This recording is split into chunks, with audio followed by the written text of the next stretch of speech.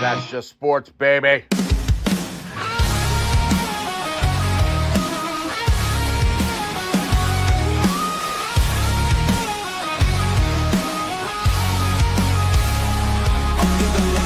Crowd goes wild, strawberry ice bringing fire and style.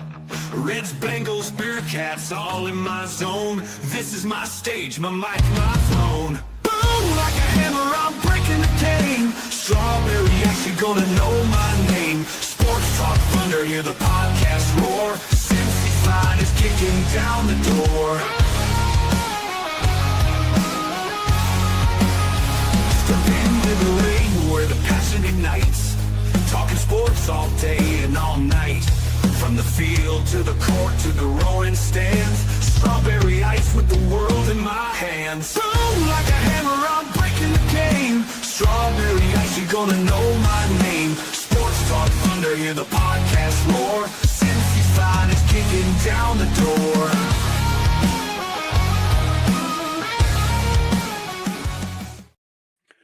Hey guys, what's going on? Welcome to the show.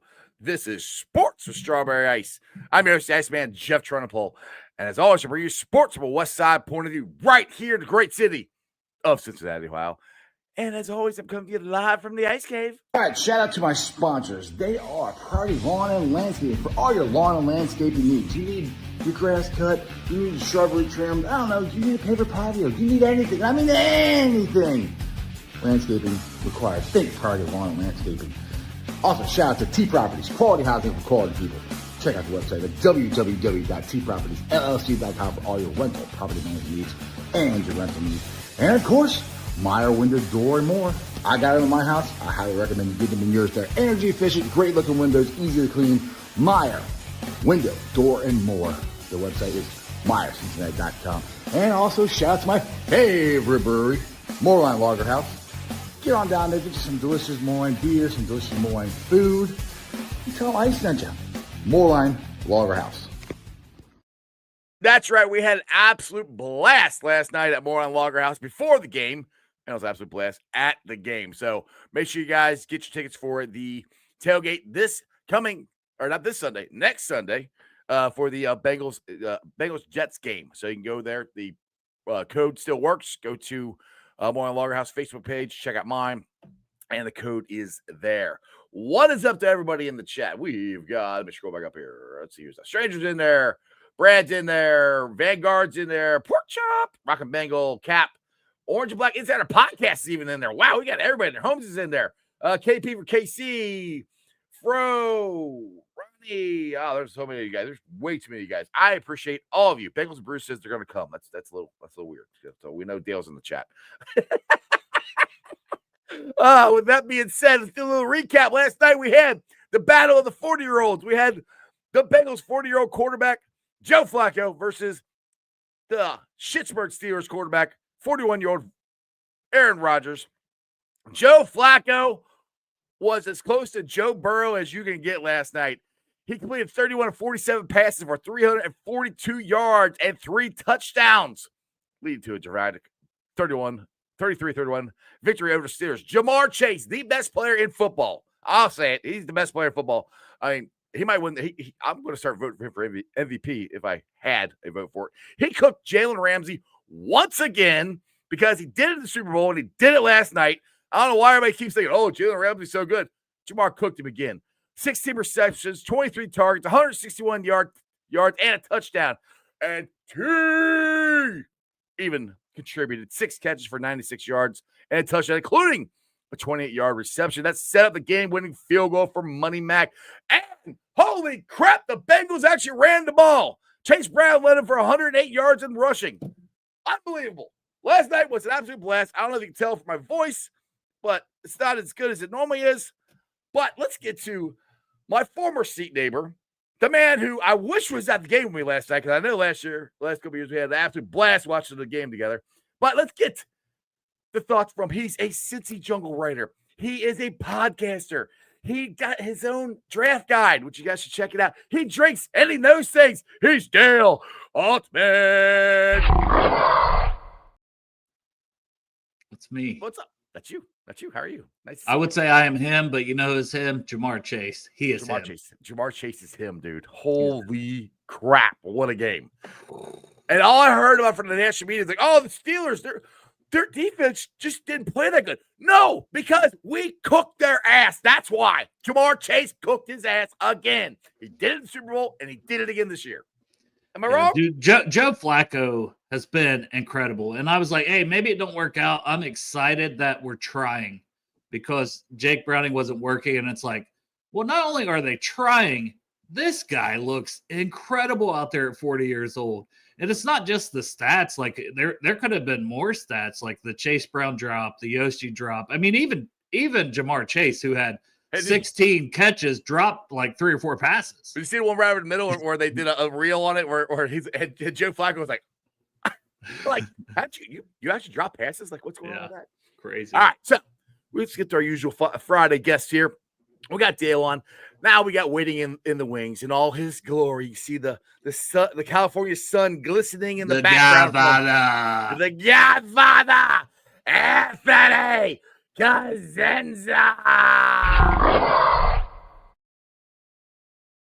AC, what's up, my man? Power to the graybeards. Power to the graybeards. I got some grays. If you, I mean, come on. Said what? Close to 800 yards passing, 7 touchdowns. Old men can play football too. You know, old men can play football too, man. That was an absolute friggin' blast, and I loved it that they look how we expected them to look. This is how I don't know about you guys. This is the way I thought the Bengals would look during this, throughout this whole season. That's the first game that I've seen a complete game, first half to second half. I know all of it started a little slow at the first quarter, but that's as a completed game as we've had all year long. Offensively, yes. Yeah. Yes. Offensively, yes. Yeah, I didn't expect that kind of output with Joe Flacco under center necessarily. I kind of expected somewhere in between what we saw the last couple of quarters of the Packers and what we saw Thursday. I think that's kind of like where I thought he would be and at his height. And last week we're kind of like, okay, the floor for the team is raised under Joe Flacco, but where's the ceiling, right? And that is raised quite a bit based on last night too. Yeah, a lot. All right, he's patiently waiting in the wings. He's got one of the best beards around. He probably has less of a voice than I do. He is the 2024 co-fan of the year. He's Bengals Captain.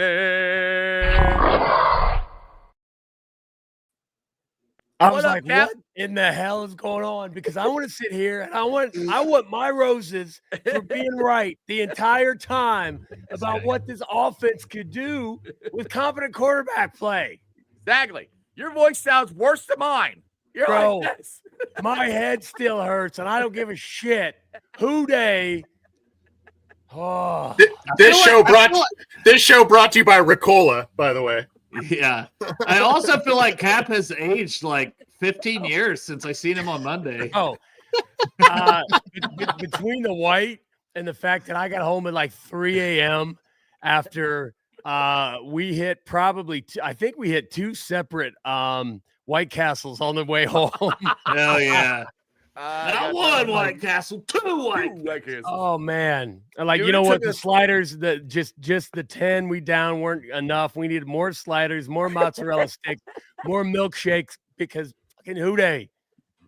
Man, it took us for freaking ever to get home last night. I didn't get home till 12:30. Then I had to get up and go to work. I got at 4 a.m. I went to work at like 3 because AC, you text me, you're like, are you? Like, he's like, you were at the game or you're going to go to work? It's like, and I answered him at 4 o'clock in the morning. Yep, I'm going to work now. Yeah, I'm sitting here with FOMO, and you guys are complaining about an epic game and White Cast. Come on.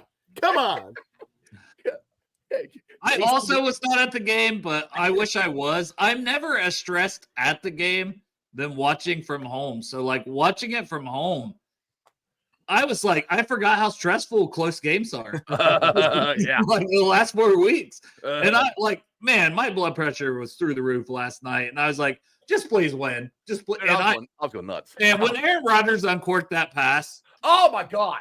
Oh, it's just like, Isn't that a stat that Aaron Rodgers leads the league in game-winning Hail Marys or something? I feel like years ago, when we used if it's not, it should be. I mean, there's a whole highlight reel of them.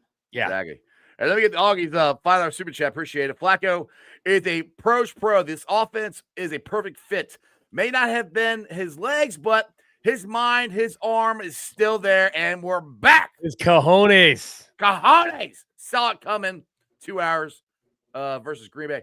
Talk about me and Dan were talking about this off the air.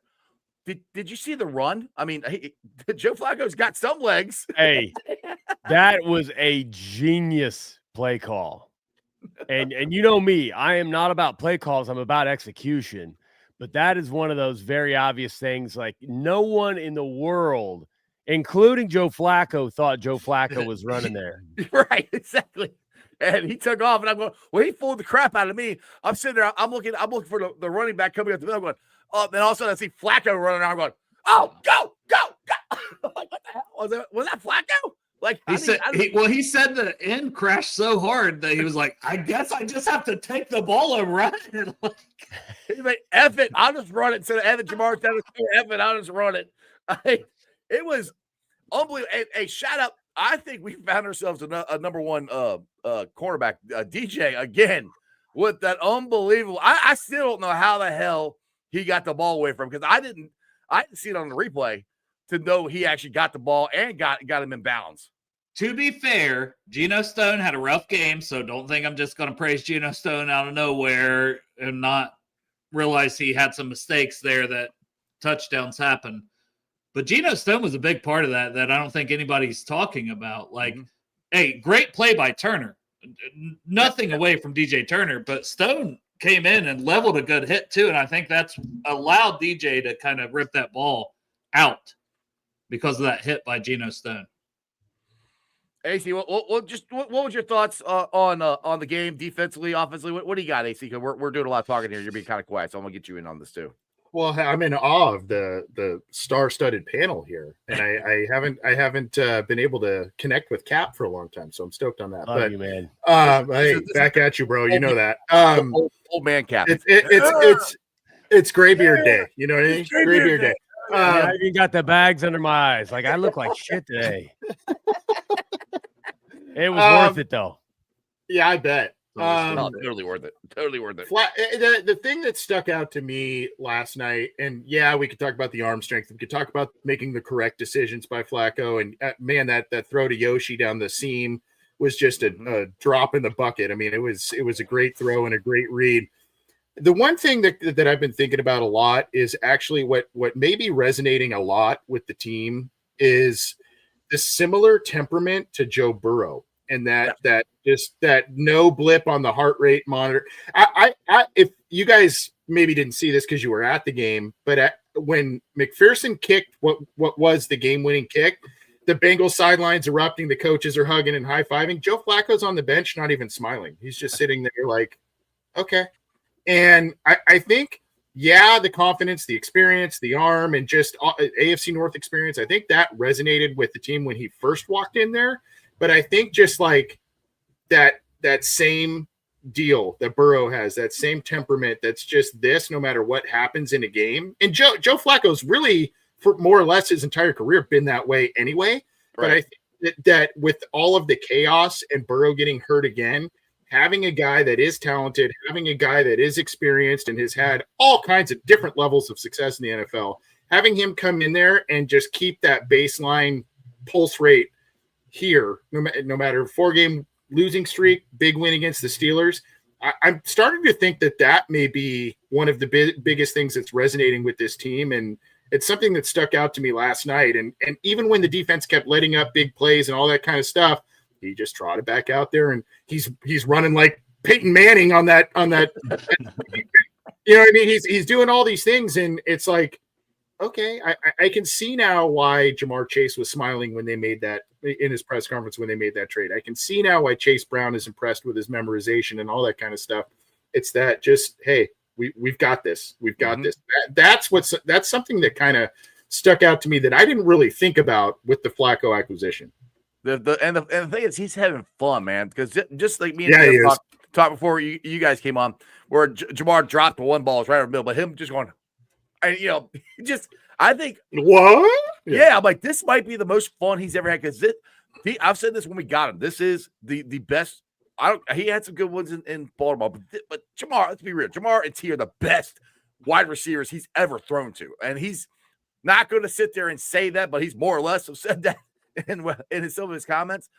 That's got to be fun for him just to be able to make the throws and know that these guys are going to be there and they're going to make a play on that ball. Not say necessarily wherever he throws it, but they're going to make a play on it. I mean, that's just going to be exciting for him as a quarterback. Well, he's placing it nicely. I mean, the back shoulder throws, slants across the middle. I mean, he's hitting guys in stride, and even when they're dropped, it's like it's not a bad throw. So, I mean, aside from those leadership qualities that I mentioned, there's that. You asked me about the defense too. This defense is obviously a work in progress, and that's kind of being generous in a lot of respects. You saw the impact that Hendrickson has or didn't have because he sat. That obviously hurt the team. My hope, my worry is this a trend for throughout the whole year, and where are we at with the talent? You saw the healthy scratches; those are a bunch of second, third round picks that were healthy scratches, so that's worrisome. But my hope is, and I do kind of feel this way as the year. You got a lot of new guys, you got a lot of young guys in there. The hope is that Thanksgiving and into December on that they start to gel and they start to get more comfortable. And those missed tackles start to lessen and that sort of thing with some of these young guys. And you start to see the Al Golden effect. I think we all wanted it like immediate. And that's just not reality with so many new faces there. So I worry about it a little bit. You're giving up 31 at home, but you did have the 2 takeaways. You were positive in the turnover margin, and it's a young group.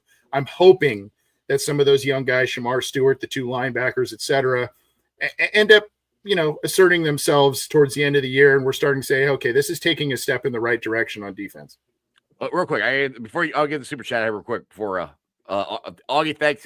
What's better than Victory Monday than Victory Friday? Appreciate it. Go ahead, Dale. Well, you had another super chat earlier in Fuzzy Balls, so I scrolled up back for you. I did. Fuzzy Balls. Fuzzy Balls. At 5:35 mark, Jeff. But there it is. Go ahead and read it. Flacco spent his career driving a Honda. Now he has keys to a Ferrari, and he's like, "Hey, this is pretty cool." And Fuzzy Ball's feeling very optimistic. So, I'll take a lap after the game's over. Well, I've seen it too because I didn't see it the first time either, and I was like, "I got you. I'll scroll up and look for it." I appreciate it. I didn't see that one. I appreciate all of the super chats. I tried to get them out there. So my fault there. Like I said, you guys are blowing the chat. We got 238 people watching us right now, and I think it feels like every single one of your commenting right now, which is awesome. So keep it up. Well, we're excited. Oh, dude. 4 straight losses, we get a victory. And the way Joe Flacco played, Jamar Chase, DJ Turner, we have hope again, boys. Like, it's so depressing when you feel like you don't have hope, or every week feels like, we just probably know what's going to happen. And that was such a huge game. And we talked about it being a must win. And they went out there and found a way to win. And also kudos to Money Mac, Evan McPherson, who has been fantastic this season, just clutch. And that okay. So I got a question to ask you guys. So my wife and daughter actually got to go to the game with me. How smart of a play was it for T. Higgins to slide? How smart was that? I just want to point out. So earlier, everybody or a couple people corrected me. I'm glad Chop said that Joe said that it was actually kind of a busted play and Joe took off, which is my entire point. Execution is king. I absolutely love the fact that he saw wide open 12 yards right in front of him. You take it. You don't just stick to, I don't care what the plan was prior to that. Take off, get 12 yards, easy, done. So awesome. But that with T came from Zach. And you know what? It's routine head coaching. Every coach does it. It's like what Zach call it? Down at 5 is what they call it. And I don't know that it necessarily means the 5-yard line, but the thing is, get down before you score so that we can chew up clock. And he said that to Noah Fant. Noah Fant ran to the huddle, reminded everybody, down to 5. And then boom, T executed flawlessly. And the scary thing is they did all that, and the Steelers still had a shot. they had knocked that ball down the 7 seconds, and it's like, we've seen Aaron Rodgers do that. And I'm still going, oh my God! I was like, knock it down. And Cornell, Zach didn't try to keep Jake. He didn't like the quarterback play either. Zach can't bring quarterbacks in. So now what happened to Jake? I have no idea. Honestly, I don't care. It's a Flacco show, and he's doing great. Yeah. Selfless play by T also. I mean, guy gets paid. He's going to want to put up the stats, all that kind of stuff. But normally a lot of receivers in a game, particularly at the college level, where you see guys dropping the ball before the goal line and all this kind of stuff. You see it in the NFL too. And you see it in the NFL too. And you see that crap go on, and you see a play like that. And kudos to my co-host John, who pointed this out. That could have been a back shoulder throw where because he had a step, I think, on the defense. I think it was Ramsey again.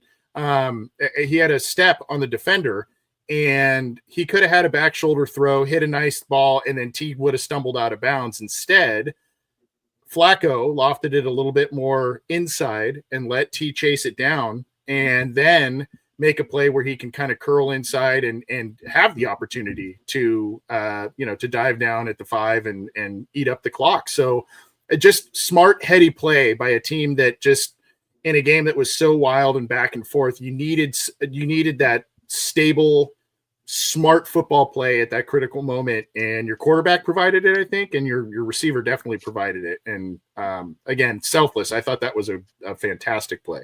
It's hard to fight instinct sometimes. So even though it might have been communicated, even though everybody might have been on, it happens more often than fans realize. Where they were told. They just instinct. You get the ball, you score, and then you're like, oh shit, no, right. Perfect. Ronnie wants to know if we get Simmons from Tennessee. I doubt it. I don't know what we get for him. We should have done that before Callie got fired. Hey, he had last effort of defiance. Give me some. All right, Fuzzy Balls. I got you this time. I didn't miss it this time. $5 super chat. Appreciate it. Joe Flacco simultaneously proved how trash the Browns offense really is, and the difference between a college arm in Browning and a pro arm in Flacco. His arm is freaking ridiculous. His arm is better than Joe Burrow's. I mean, his arm is arm strength. Arm strength is at 40, which is crazy. Right. I mean, both him and Aaron Rodgers. I hate. Aaron still got wheels. What the hell? Yeah, just to watch those guys play last night was unbelievable. I mean, it was a thing of beauty to watch. Trying out 48. I'm trying out. I don't care. AC, you think you got a shot? You might be able to. Yeah, I can sling it. I can't really move, but I can sling it. No, you're on the line, man. You're husky, AC. Easy, Turbo. Turbo. Easy. I thought he was the Vision. I thought Dale was the Vision, the visionary. The visionary. No, I called him Husky, and he immediately got away from the visionary on me. I call you Husky. Mike Brown called you Husky, to be fair. Mike Brown did call me Husky. Yes, he did. Really? He did. Oh, yeah. He's got a shirt and picture and everything. All That's amazing. Look at that. See? That's amazing. Yeah. I love that. All right, tell the story. I didn't really love it, but because I don't know how to take Husky. I work out a lot, and I'm like, I'm thinking I'm like built, and he's like, you're Husky. Oh, okay. Thanks. Can you imagine the scouting report that hits his desk and how many times somebody's called Husky? Because that must be a word he likes. So they for sure communicate that in his language. For sure. That's in the Mike Brown lexicon for sure. That is a Mike Brown ism for sure. Oh my goodness! Did you guys see? All right. I got another super chat. We'll get to this. Dustin, appreciate it. $4.99 super chat. Godfather. It's wetsuit season. Time to enjoy them swells. Houday Flacco is God. Al Golden, I got my eye on your O-line. Arrows up, baby. Let's get on a roll. This is one Cali guy talking to another Cali guy. I can translate that. I know that. And this rolls right into the next two weeks. Like, if we got the Jets, we got the Bears. They're winnable games. We'll see if they win or not. a bye, and then it sets up going to Pittsburgh, possibly playing for the division lead. If we win these 2 games, I mean, Pittsburgh's got Green Bay next week, so that's not an easy win or easy game for them. So they can lose that. We can be. I mean, I know, Dale, I'm looking ahead, but I can't help it. It's right there in front of me. There is a chance come Pittsburgh.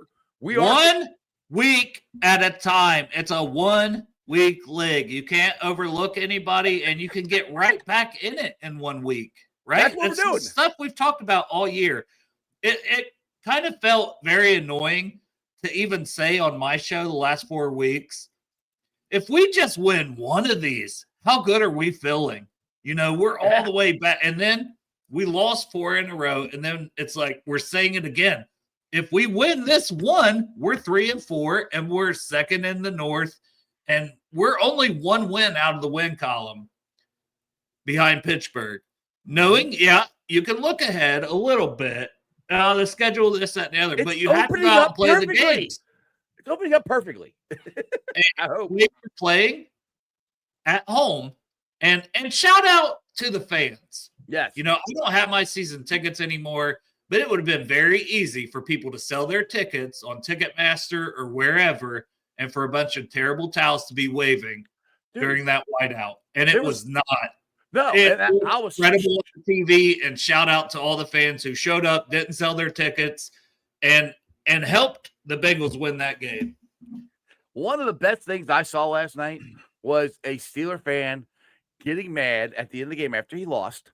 He wasn't yelling at anybody. He just walked up the stairs and he took he looked back at the field, took his terrible towel and threw it. I'm like, yes. That's the best thing I've ever seen anybody do with a terrible towel, other than T.J. Hutchinson's not to sign it with his his shoes. But yeah, I was actually surprised that there were so little Steelers fans. You can see them here and there, but nothing big. I mean, compared to when we had the Lions fans, they seemed like they were everywhere. But the Steelers fans, there weren't as many. Bengals fans will sell tickets. It's sometimes like I have 10, and I had some people back out. Now, luckily, I got some of the tickets in Bengals fans' hands, stuff like there's always scrambling. It's not easy. And, some people, they get super sensitive. Like, hey, my tickets, I paid for them. I can do whatever I want, whatever. But it was Bengals fans buying off of Ticketmaster. Unofficial, but I was paying attention to a couple things and looking at a couple sections, and there were Bengals fans in the seats.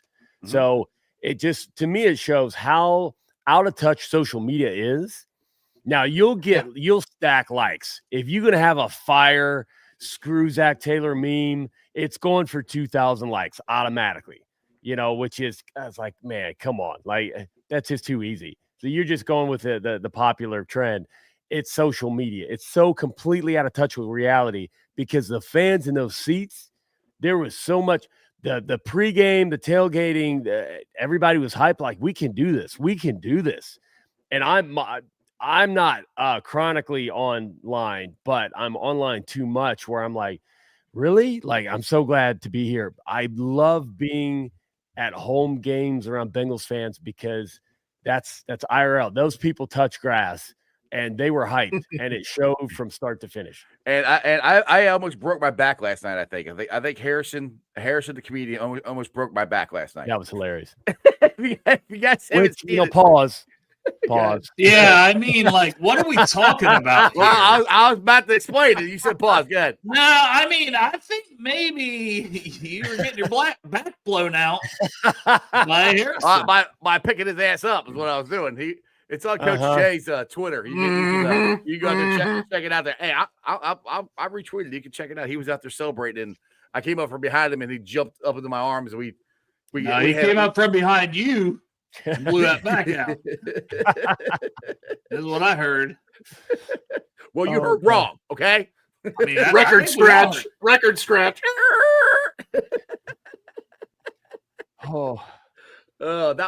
That was so much fun last night. Oh, my goodness. I got another super chat. Oh, damn. Holy crap. $10 super chat.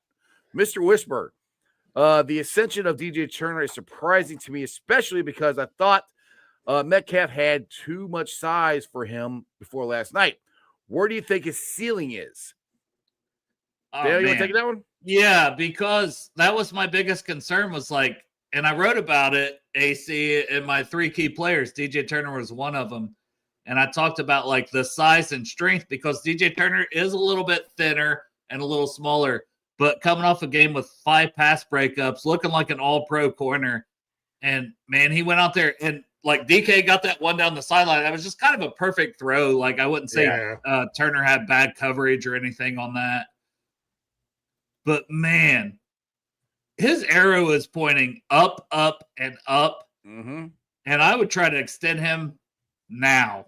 Like, because he's balling out, and it's something we need. And he's an under 4.3 player. He's got pretty good length. He's got the hip fluidity is insane. The way he can flip his hips and the way he can run with guys and the makeup speed. And he'll come up and hit somebody even though he's a little smaller. And he's a competitor. Like, he's a competitor, and I think that's the biggest thing at that position, and confidence. And the confidence he has coming off these last 2 games, I feel like he's only going to continue to get better and better this season. So, man, I absolutely love Juan Drago, and hell of an actual name, DJ Turner, Juan Drago. But, man, the ceiling, I think he's almost there right now, you know, and he's year 3? Mm-hmm. It's all pro. He's playing at an all-pro level, and the ceiling's an all-pro. He plays bigger than he is. I mean, really the last 2 weeks have exemplified that. He's always been slider framed and, you know, lighter, and that has helped his speed. But the last 2 weeks, you know, 5 passes defended against the Packers, insane. Another few, including the interception this week. I think he's still, I mean, I know there are a slate of games to be played this weekend, but coming into this week, he was the league leader in passes defended. So to me, he, like you said, he's willing to hit. He's willing to get in there and mix it up. To me, he's not a big guy, but he plays bigger than he is. And when you go up against a guy like DK Metcalf, that is crucial. So, I've been really impressed with him. I know there's some other struggles going on in the secondary and some guys in and out of the lineup on defense, but he's been really one of the steady presences on that unit. Also, do we need more Michigan defensive backs? And you see my Ohio State national champions banner in the background as I say that, because a lot of people were like, the Bengals keep no more Michigan defensive backs. It's like, no, Dax Hill's pretty good. I know he probably had his worst game of the season, but DJ Turner, I always thought he was going to be a good player. Like, he has shown a lot of flashes, had some injuries that, you know, hasn't always won a starting job, but the confidence growing, he has insane talent at that cornerback position. Cap, what are your thoughts on Juan Drago? Juan Drago.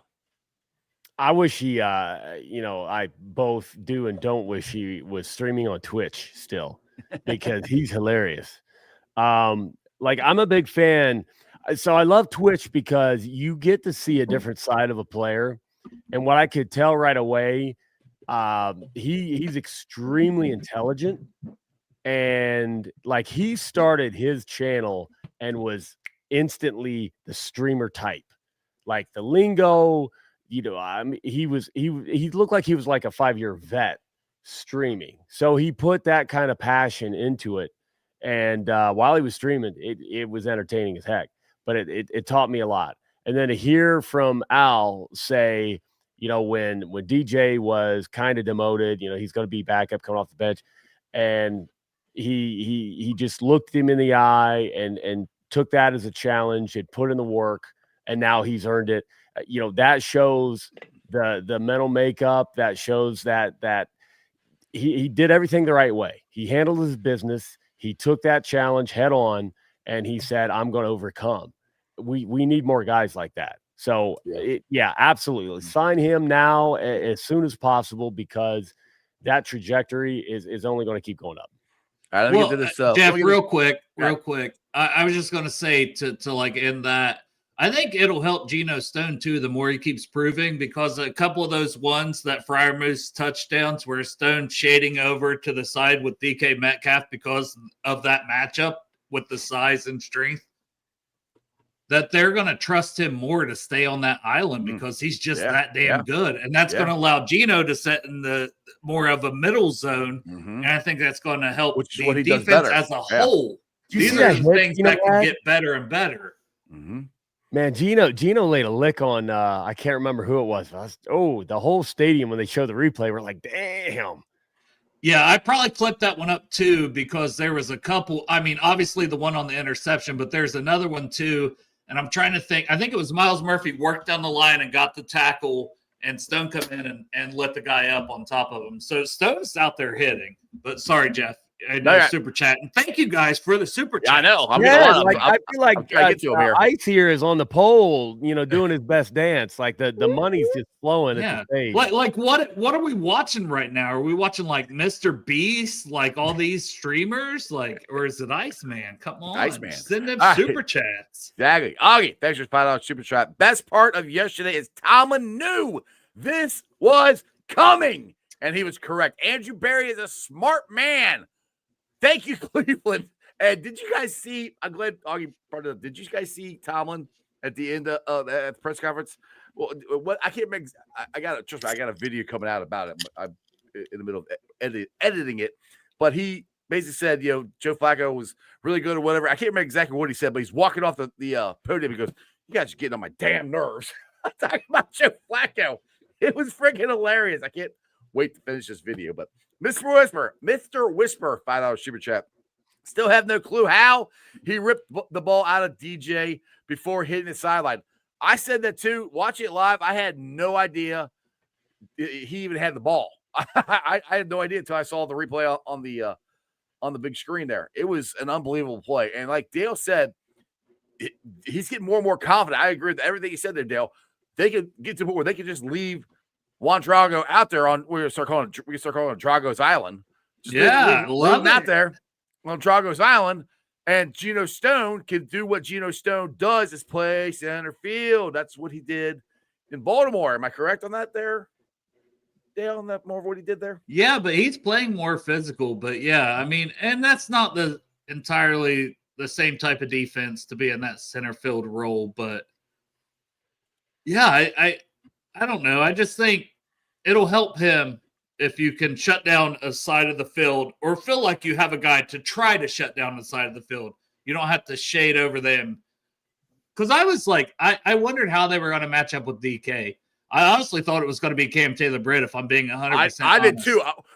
How surprised were you that he didn't even start? He didn't even dress. I was inactive. Like it shocked me. Yeah. And I was like, oh, okay. I know he's had some struggles here or there, but we don't know all the behind the scenes stuff or how somebody's practicing or how they're taking to the coaching. So we have no say in that. And I still think Cam Taylor-Britt's a talented player. Mm-hmm.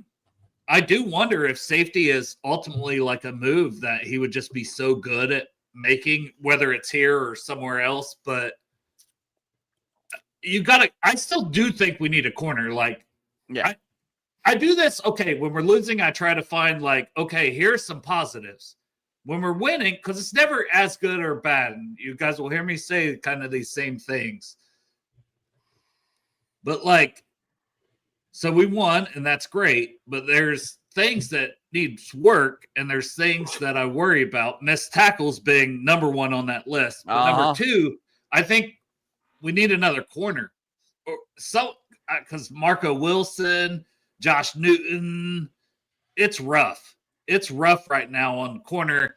Dax had a rough game. I think Dax. I'm not worried about fine. Dax. I still think DJ Turner will be fine, but we need at least another corner. And we're seeing 3 linebackers in, and Al continues to drop these defensive ends into coverage and not having as many corners on the field. And that just worries me for the long term because there's a lot of good passing offenses in the NFL.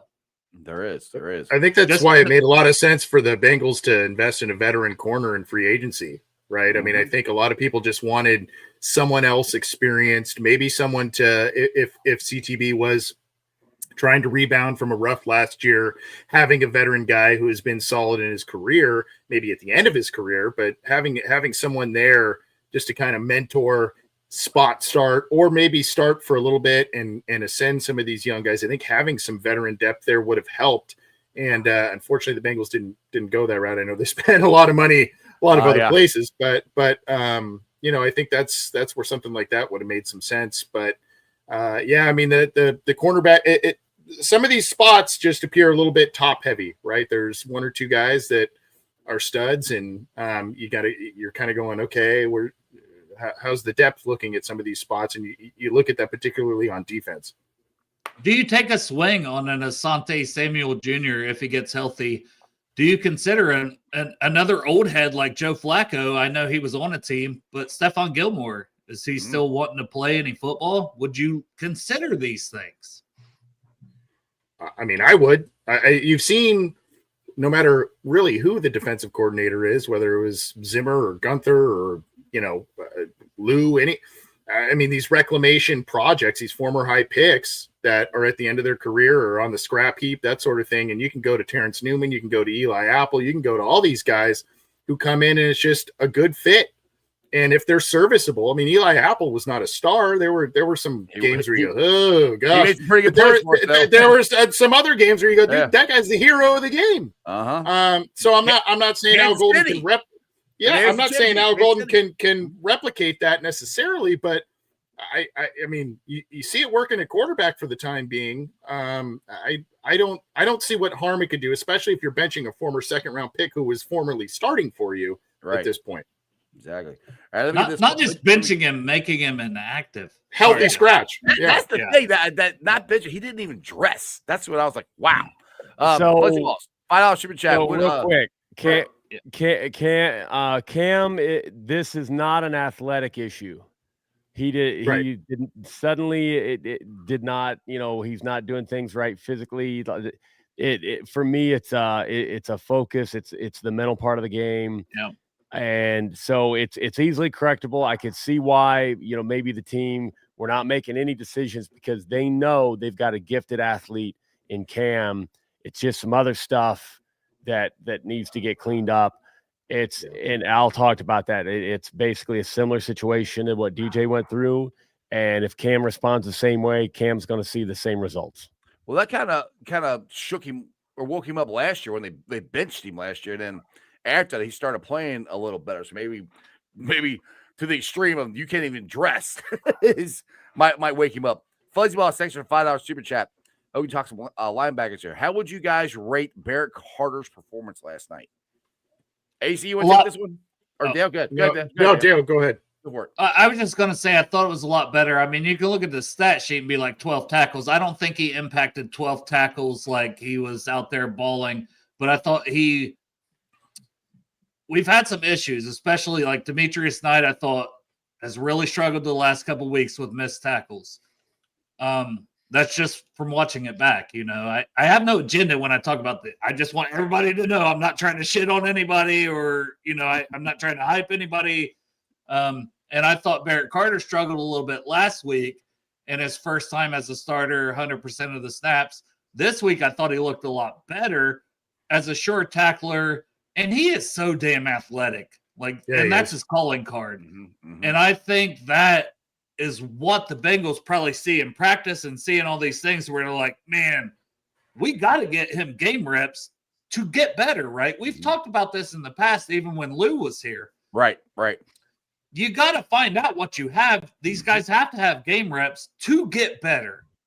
And as much as sometimes it's like, I screwed up, and maybe it's the same thing with Demetrius Knight, but he's 25. And I say that as an old ass motherfucker. But it's like you gotta give these guys a chance to have their opportunity. And I thought Barrett Carter in his second start, once again playing 100% of the snaps, was a lot better. And if he continues to grow, we're on to something with him. Now, Logan Wilson, I gave him a defensive game ball earlier on. He made that play.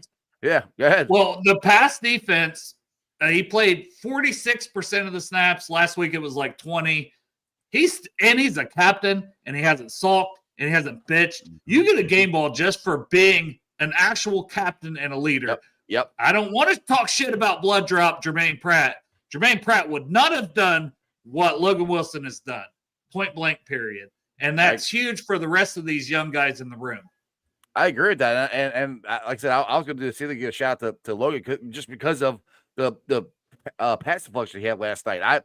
I was when he was in there. I didn't know he was in the game, and then he made the play. I'm going, wait, Logan's in? I'm like, that was great. So I mean, it looks like our linebackers are getting younger, getting more athletic, hopefully getting better. But like you said, Dale, I banged the table a ton last year. We're not gonna be able to find out how these young guys play unless they freaking play.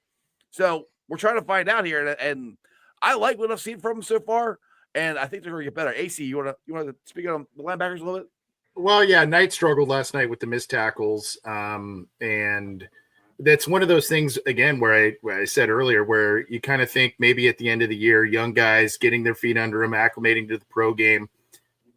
Maybe by the end of the year, a lot of this stuff starts to get cleaned up just from experience. I did think Barrett Carter played a lot better this week as opposed to last week, so that was encouraging. But at some point, whether it was Knight or others, they were not making tackles, and out of necessity, they're like, Oren Burks, you got to get in there. Logan Wilson, you got to get in there. We need guys, veteran guys in there who can make tackles. So I think you saw a little more urgency from Al Golden in the defense in that regard. The thing that drove me nuts, and this is just vintage Pittsburgh, you knew going into this game, if you've watched any Pittsburgh games this year, you knew what they were going to try and do. It was going to be jumbo formation. It was going to be Washington on the outside, the big 300-pound tight end, and it was going to be pound, play action, short stuff, maybe a deep shot here and there. They were trying to raw dog us. They wanted to take us to Pound Town, and yeah, didn't let them. And yeah, they did it, and that's what drove me nuts. And I, if the Bengals had lost this game, that's where I would have sat today and just been livid, because then you would have had the physical Steelers, just out muscled. They bullied the Bengals and that sort of thing. That storyline, that narrative that has existed, and for somewhat rightful reason, but. That's what kind of drove me nuts about the defense last night. I like the turnovers. I like what I saw out of some of the young guys. I did not like the pass rush without Trey Hendrickson, but and I didn't like the missed tackles. But it just, you kind of knew what the Steelers were gonna. It was going to be ball control. It was going to be physical, and the Bengals still couldn't do much to stop that. Now they did have some personnel out, Hendrickson, et cetera, and so that hurts them. But when it's a predictable game plan like that, I know it's easier said than done. You got to put up a little bit better fight, I think, even as physical as the Steelers are in that regard. But they did enough to win. I mean, they got the occasional stop. They got the 2 interceptions that netted, I think 6 points, 10 points for the Bengals offense, which ended up being clutch. So you got to give them kudos on that. But 31 points at home, even against a division rival short week, yeah, it's not going to do it if the Bengals are going to continue to ride the momentum here, which I think they will. And I think this defense will improve. By how much, I don't know by the end of the year, but I do expect improvement. Like I said, there's a lot of new guys there, new coach, a lot of young guys in there. So I expect improvement. And then, maybe some more additions in the offseason, that sort of thing, with Al Golden, a full season under his belt as defensive coordinator. And then you're seeing probably a pretty capable defense next year, I think. Now, one thing I think what you're back on to your point, where if they did lose this game, it would have been the big physical, Steelers. One thing that drove me nuts that all I heard on First Take was, well, it wasn't about the Bengals offense. It was about the Steelers defense and how, That's Ryan Clark. Ryan Clark. How they didn't do what they're supposed to do. I'm like, dude, I was like, Jamar Chase cooked Jalen Ramsey in the Super Bowl. That's where, when they traded for him, I'm like, I'm not worried about him because T and Jamar cooked him already. And he's older. So, I mean, I wasn't worried about them being able to guard him. They can't guard our wide receivers. I don't give a crap what you do. There was a Steelers fan behind me, kept yelling, put 3 guys on Jamar. Put the whole damn team on him. I look back, I'm going, he'd probably still get open. He goes, you're probably right. I mean, they can't guard him. I don't care what they do. That's some freaking narrative that I get sick of. I want to. I wanted to add too. Kudos to Zach Taylor for that. The motions. It's hard to double a guy, and Dustin Croft brought this up on our show earlier. It's hard to double a guy when he's always in motion. Yeah, it is. Yeah. Go ahead. Sorry. No, I want to hear from Cap too, but the thing for me is, the whole narrative around this Steelers-Bengals rivalry is Steelers have bullied the Bengals. They've out-physicaled them. You can go back to the Bettis days and all that kind of stuff where that's happened. But to me, the Bengals bullied them in a different way last night. And the way that I saw them bully, it was backyard football bullying. And it was, we're going to throw the ball to Jamar Chase 24 times. Right. And it's like, you know what? You're not going to stop it. It's going to keep happening. I don't care how predictable it is. It's going to Jamar Chase. Stop it. You want to win this game? Stop Jamar Chase. Exactly. And we'll toss it to T. He's pretty good too. Well, yeah, but I mean, you're talking 24 targets to a wide receiver. Yeah. I mean, at some point they're just daring him. They're like, beat this play, beat this receiver. And they wouldn't do it. So in that respect, I thought that was a little bullying by the Bengals, which I love. And the other thing, AC, is we're talking about Pound Town. The Bengals ran for 100 yards. So we had Pound Town on them. Pound Town, he says. Zach Taylor's Pound Town. Let's get that T-shirt printed. That's a T-shirt, pork chop, Pound Town. But Chase Brown finally got 108 yards. I think that's what I got written down. Yeah. Anyway, we got over 100 yards rushing. First time we've done that. So we got to give credit to the offensive line. The offensive line, since Joe Flacco's got here, has played a lot better. Dale, was Reiser? I'm pretty sure he was at left guard again, wasn't he? Or was? Yeah, and I haven't watched all of it back. That's the next one that I'll clip up. I got Rivers out there, and his grade, honestly, probably a little deserved PF. I know that's a big thing. Blah blah blah blah blah. I thought Rivers had a rough 2 weeks, but he's holding his own as a 5th round pick. Mm-hmm. But Reisner, he was not known as a run blocker. And he was incredible as a run blocker in the little I watched, like watching it back. But I know he graded poorly as a pass blocker. I didn't think it was that bad. But that's one I'll have out there. I'll have a better opinion on, later in the weekend. But okay.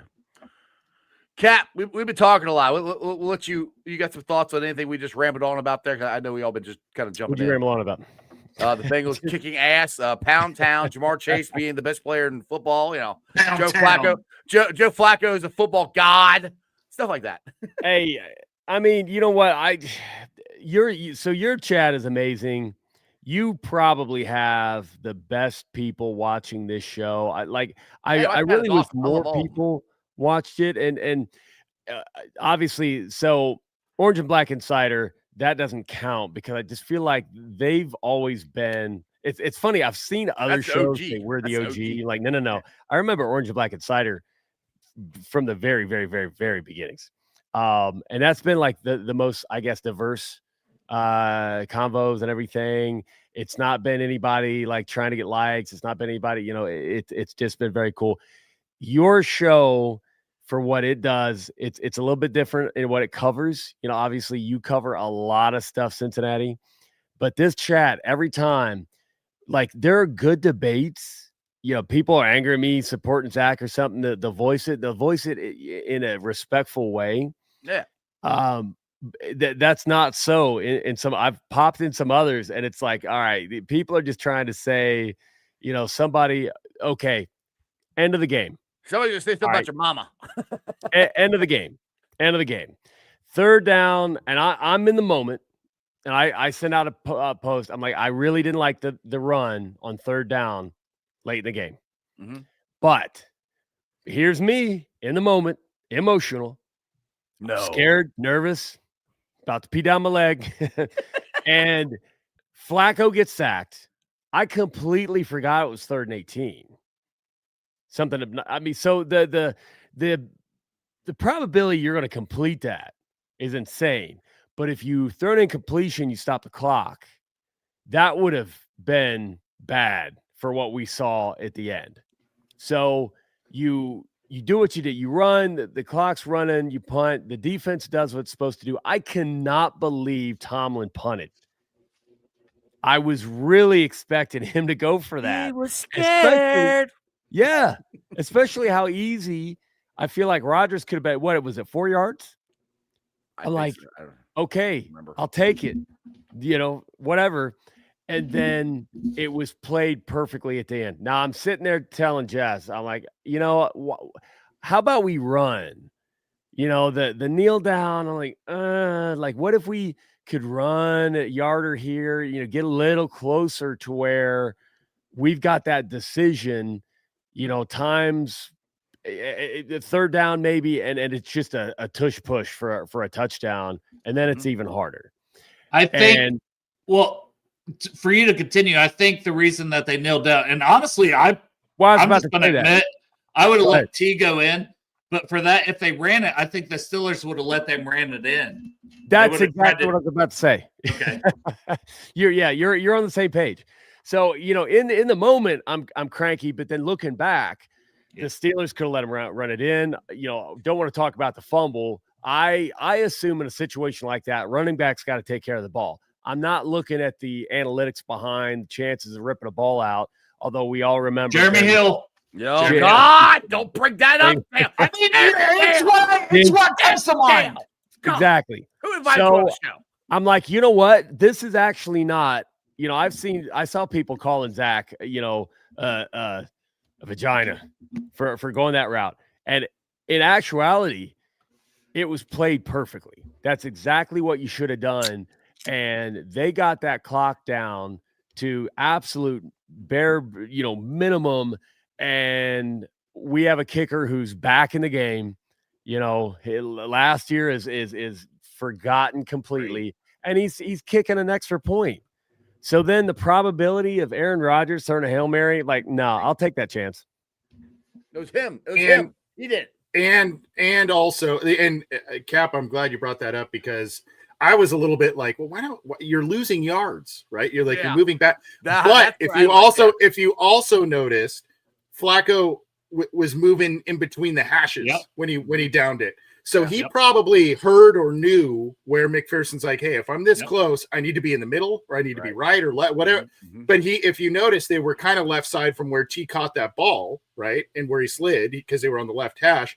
And as he took a couple kneel downs, one of them, he held on to it for a couple of seconds and then he kind of shifted right a little bit more towards the middle. So there was, at first I was like, oh man, just run the ball and run into the pile and that sort of thing. But fumbles happen, all that kind of stuff. But that one is where I said, okay, there's the logic because you saw Flacco kind of shift in between the hashes a little bit and down it. And that my brain, this wasn't confirmed by anyone, I don't think, but my brain is going, okay, that's probably where McPherson wants it for a chip shot field goal. Chris has got a comment that I want to address, and it falls right in line with what I've been saying forever. So he says, Zach tried his hardest to mess that dub up. We're lucky Flacco can't understand him, and that timeout to run the first down was crazy. Then he admitted he almost called another timeout. So he had a presser earlier talking about some of that. Here's what, once again, you cannot outplay call horrible execution. But you can out execute a horrible play call. So I will always put all of my emphasis when I'm looking at execution. Perfect example, because Zach actually talked about somebody messed up alignment. The play with a key portion of that play was not there, aka would not function and probably get blown up. That's why he's looking for the timeout. So perfectly valid. He's trying to save it. And it's a little stuff that we don't see, because if you go back, if that play would have, happened the way it was supposed to, you go back, we're just expecting to see whatever based on what we know of your typical responsibility. We don't know. We don't know that people were completely in the wrong spot on the football field and the original idea didn't have a chance in hell. And Flacco, because he's trying to remember, he's heard words a few times or seen it a million times, heard them a few times, and it wasn't quite registering.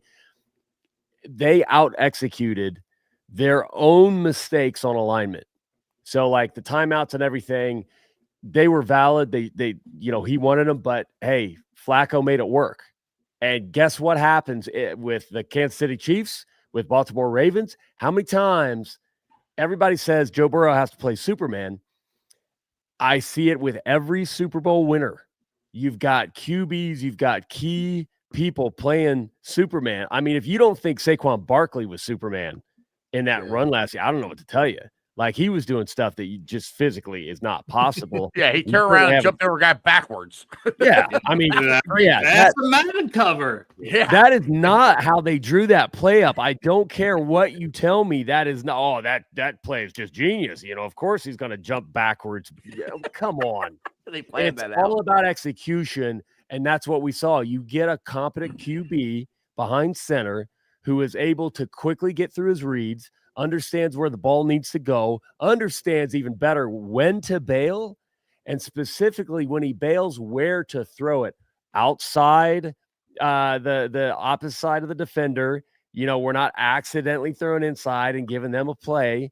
There are a lot of close calls that could have went the other way if we didn't have Flacco being who Flacco is. And the Bengals have given him that ability to still be that guy at 40, where the Cleveland Browns obviously couldn't do it. And he wasn't late. He wasn't late on those outside throws like Browning was, right? Man. He timed him perfectly. And I think that's the biggest difference, because some of the Browning interceptions where he made a read late, threw it late, and those are outside interceptions. Where he's going. He knows where he's going with the football. And I've done both where I've criticized some play. I do err on the side of Cap where I've coached and execution is key. So I've done both. And I thought one critical moment that I have to give Zach Taylor and his coaching staff credit for, I believe it was when the third quarter turned into the fourth quarter. It was a 3rd and goal. And it ended up being the Noah Fant touchdown, right? There was either a timeout, TV timeout, or the quarter turned. I can't remember exactly what it was. Quarter. We scored on that Fant one to start the fourth quarter. Okay, so that was critical moment in the game, and they have this extended break because of the end. I thought it was the end of the quarter, and it's like let's really dial in this play. And if you notice, if you watch that play again, it was executed to perfection, and Flacco knew, okay, it's going to Fant, right? I mean, that's just, this is where this play is going. Watch T. Higgins on that play. He absolutely, the corner is up on him, but T plants him on his ass because I don't think that corner was really expecting a press type of situation, but it almost was a little bit, I mean, it's legal, but it was almost a legal version of OPI, getting that guy out of the way and allowing Fant to kind of curl into the middle, taking one defender out of the way that was in the slot. So to me, that was if you want to bang on Zach Taylor or his offensive staff about game planning, to me, they used that break to say, look, this is a critical, we cannot get 3 here. We have to get 6. And to me, that play dialed up in that extended break where everybody knew what they were doing. And to me, even if you look at guys who were not involved really in that play, like T. Higgins, that's where you go, okay, everybody was on the same page. This was executed perfectly. And this play call was perfect because, again, they were going to say, we got to focus on Higgins. We got to focus on Chase. That's where they're going. And Fant, who had a good game himself, by the way, ended up being the beneficiary there. So I give credit there big time because that was a turning point in that game. I don't want to get Augie here his $5 super chat. So what we all need to do is just after AC got done talking to you, you need to shut your eyes and listen to AC talk. His speech patterns and normal speaking voice is similar to a young Dan Horde. And hold on. We have to do it. No, we have to close our eyes now and let him talk again. All right, Coffin nails! Coffin nails! Isn't that what I have to do? We're closing our eyes. You gotta speak softly to our ears now, AC. ASMR. You shut your eyes and listen to Dan Horde. Or no, you shut your eyes and listen to AC. AC. I don't even. You unpinned the comment. I don't know. Man. Too much pressure. He couldn't perform under pressure. I know. That's the story of my life. Ask my wife. All right, here we go. All right. I got it back up there again. All right. We're gonna close your eyes again. All right, go ahead. It's up there now again. Go ahead, AC. We got it. You shut your eyes and listen to AC talk. His speech pattern and normal speaking voice is similar to a young Dan Horde in a way that is meant as a compliment. Coffin nails. Bam, bam, bam. Not at all. Not at all. I'm not even doing Dan justice. That guy's the man, by the way. I can tell. No, I mean, obviously you're not Dan, but it's like you're a I'm mediocre. not. It's not even close. You were a Timu Dan Horde. There you go. That's not a thing. That's Yeah, it. It wasn't an enunciation issue. It's Cadence. yeah, cadence and everything. It's Joe. Joe's literally talked about that. It's still understanding because emphasis and syllable tempo on how you say it keys in different people listening. Oh, I tell you what, shout out to wait, are we still talking about Dan Horde? What are we talking about? No, the Chris's comment come up. Shout out to still talking about Dan Horde. I'm like Andrew Whitworth and Ryan Fitzpatrick with the Fitz and Wit show. That was awesome. We went to that. That was awesome. Such a great show. They both picked the Bengals to win, so they knew it. They called it. They gave us love. We heard a story that I hadn't heard from Witt about him leaving that centered on his family and how heartbroken it was for him to leave. And it's a long story, and I'll summarize it. Basically, he was still looking for every reason not to go, and he brought his family the night before so that they could just kind of feel out the area, see if it's right. Because if it wasn't right, he wasn't going to do it. Everybody agreed it was right. And he's like, talked to his wife, like, I'm sorry, you've got to do something for me. You've got to take the kids back to Cincinnati. You've got to get the house sold. You've got to finish out the school year. I can't go back. It hurts too much. I'm going to be a Ram. I've got to focus my attention on being a Ram. And it's just too painful. And I'm like, hey, I love my team. I'm Houday till I die. We messed up. We told him that. He knows. I told him. it's in the past. It is what it is. It's a great example of what we need to get better at, but we really dropped the ball there. But Fitz gave us a little taste of what Joe Flacco has to do. And Fitz also being having an impressive backstory. Teams, I think he played for seven. I think that's what he said.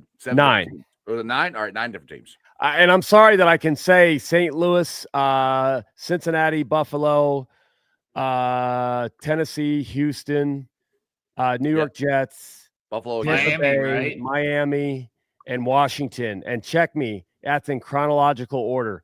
I don't know why I know this, but if anybody ever asks me, I'm ready. And he gave these ungodly play calls. And like there was a 62 in the one. And in fact, let me grab one. Witt said he's like, I'm only listening to the 62. So these players are only listening to their part, but the tempo and the cadence can help them hear it. So this is old, but Ajax, twist a gun, spread right, 83 Bearcat can, 2 Jet Junior.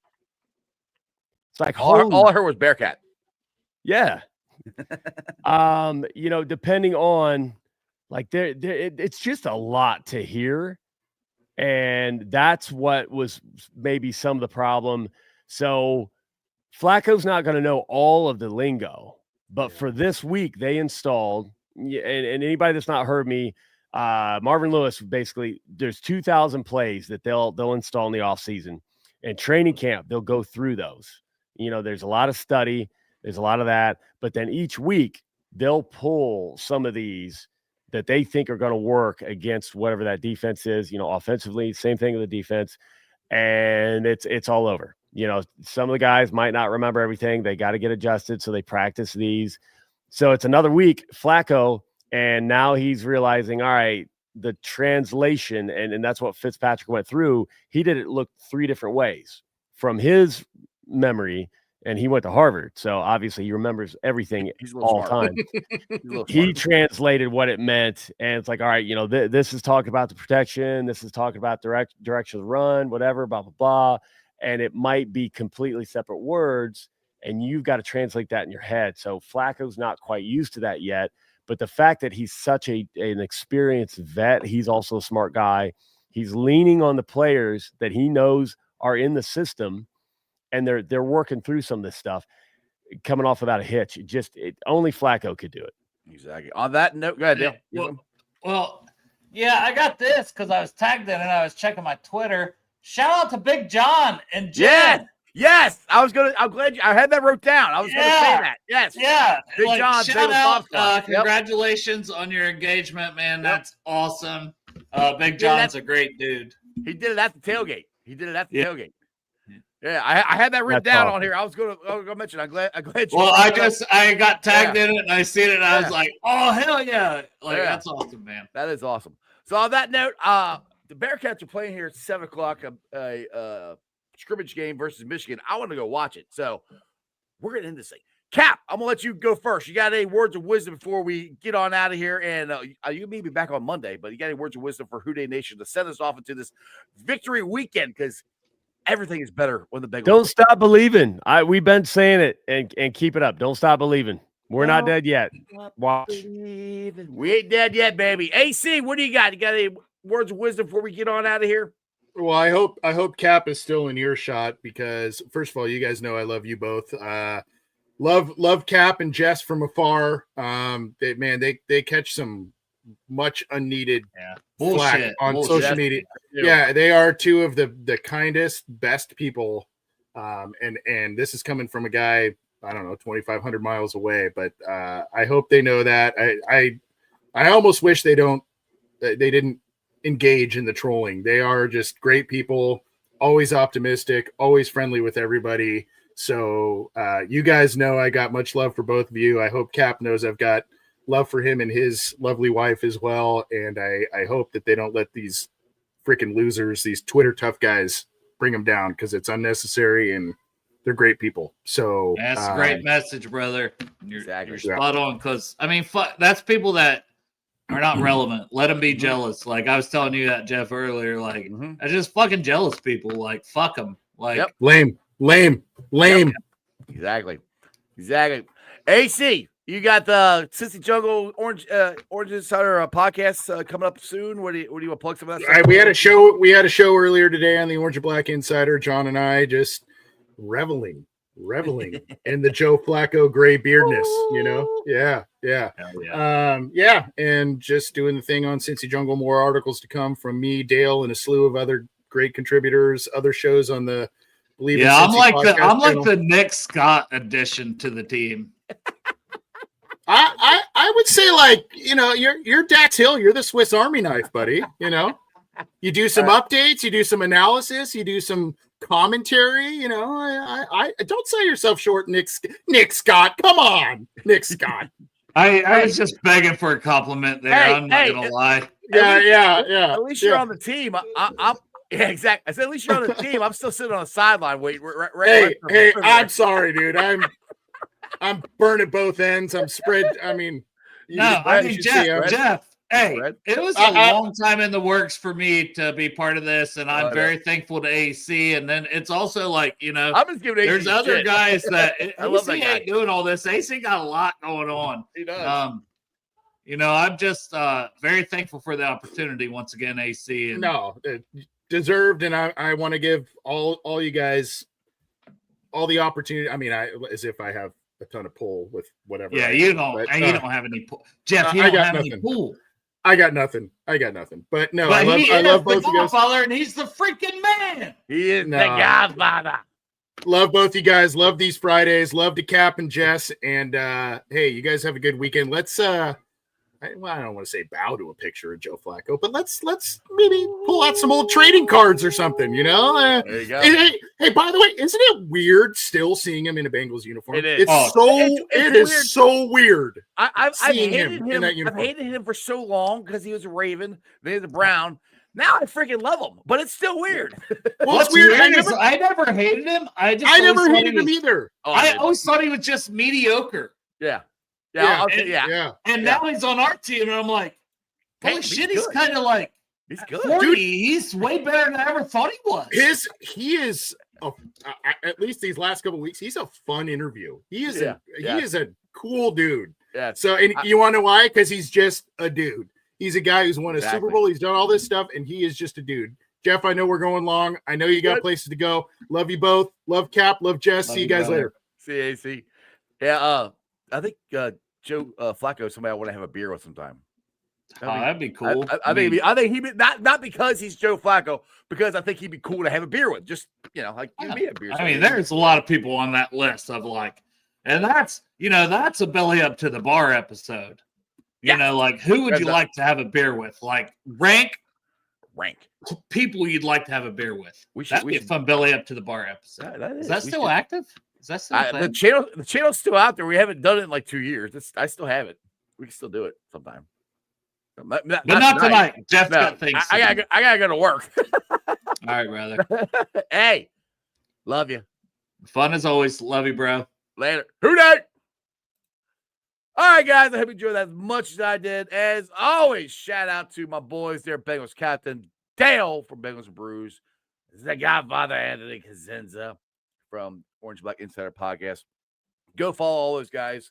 They do a great job at everything. And like I said, Cap is Cap. I love Cap. I love Jess. They are awesome people. There's lots of awesome people in Who Dey Nation, and those two are two of my favorite. Actually, the three guys that are three of my favorite guys that I have on the show. So I appreciate having them on. I had a blast with Jess and Cap on Wednesday night down there at the Yard House with the Fitz and Wit show. It was awesome. I got to talk to Fitz. I got to talk to one thing I wanted to get this out. That Fitz was wearing the exact same polo that Cap was wearing, which I thought was kind of funny. So if you guys want to see that, I gotta put that video out there so you can see the polo that Cap's wearing, because I got it from a different angle. Anyway, talking to myself, you guys won't know what the hell I'm talking about.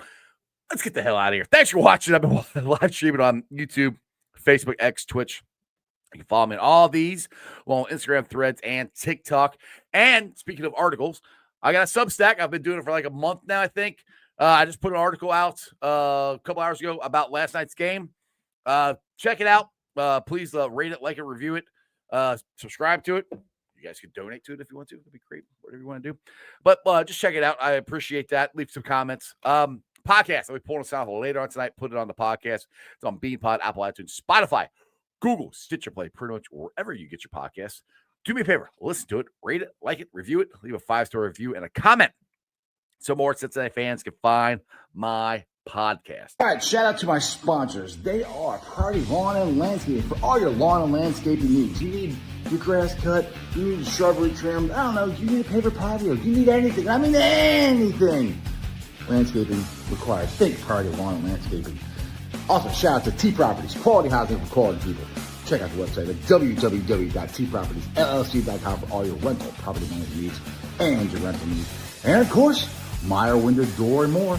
I got it in my house. I highly recommend you get them in yours. They're energy efficient, great looking windows, easy to clean. Meyer Window, Door, and more. The website is MeyerCincinnati.com. And also shout out to my favorite brewery, Moorline Lager House. Get on down there, get you some delicious Moorline beer, some delicious Moorline food. And tell them I sent you. Moorline Lager House. Again, we had an absolute blast at Moorline Lager House last night for the tailgate. We're going to do it again next Sunday. We are doing the codes, pregame 10 to get $10 off your off your all-inclusive, which includes your food, your drink. It's an awesome time. Come down there. We got a DJ. I'm hosting it, giving away gift cards, giving away Cincy hats. We got beer pong down there, cornhole. We got football toss. Best Day Brewing is down there, giving away free samples of their delicious non-alcoholic beer. So come on down. And if you don't want to do the all-inclusive experience, you just come down and hang out and buy your own beer and everything as you want. But the best deal is the all-inclusive part. Just telling you, come hang out with me. It was an awesome, awesome time. Other than that, I think we'll get the heck out of here. And yes, Flo, we are going to go streaking. I mean, not the physics, not you and me. The Bengals are going to go streaking because they're winning. I don't care what Dale says. They're winning the next two. I said it. We'll see what happens. Remember one thing only. As always, that is Who Dey for life. Throw it up. That's just sports, baby. See ya!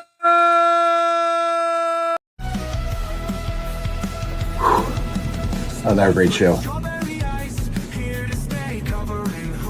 You guys still here? The show's over. You can come back tomorrow. I'm out of here. See ya.